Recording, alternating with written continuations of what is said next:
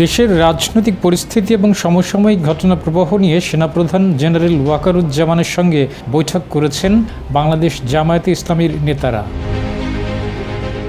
জানাচ্ছে, গত শনিবার রাতে জামায়াতের আমির শফিকুর রহমান ও নায়েবে আমির সৈয়দ আবদুল্লাহ মোহাম্মদ তাহের ওই বৈঠকে অংশ নেন। প্রধান উপদেষ্টা ডক্টর মোহাম্মদ ইউনূসের সঙ্গে বৈঠকের দিনই ওই বৈঠকটি অনুষ্ঠিত হয়।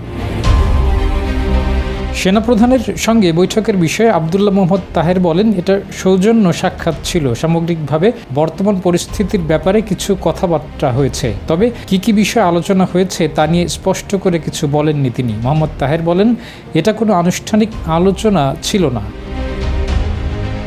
নির্বাচন বা অন্যান্য রাজনৈতিক বিষয়ে আলোচনা হয়েছে কিনা সে প্রশ্নেরও জবাব দেননি জামায়াতের নেতারা। তাহের বলেন, যতটুকু বলেছেন তার বেশি তিনি বলতে পারবেন না। RICL TMX, যুগের পর যুগ স্থাপনা থাকে মজবুত।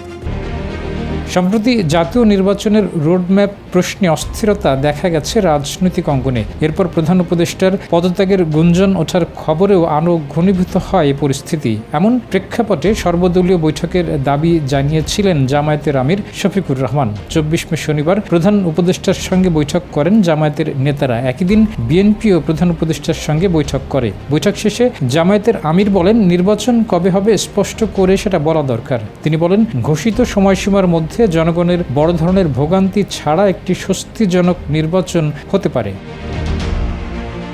12 মে টানা 15 বছরের বেশি সময় ধরে ক্ষমতায় থাকা আওয়ামী লীগের রাজনীতি নিষিদ্ধ করে অন্তর্বর্তী সরকার। একটি প্রজ্ঞাপনের মাধ্যমে এ সিদ্ধান্ত নেওয়া হয়। এরপর থেকে দেশের প্রধান রাজনৈতিক শক্তি বিএনপি নির্বাচনের জন্য চাপ দিয়ে আসছে অন্তর্বর্তীকালীন সরকারের উপর। অন্তর্বর্তীকালীন সরকারের প্রধান উপদেষ্টা ডক্টর মোহাম্মদ ইউনূস জানিয়েছেন, 2025 সালের ডিসেম্বর থেকে পরের বছরের জুনের মধ্যে আগামী জাতীয় নির্বাচন অনুষ্ঠিত হবে।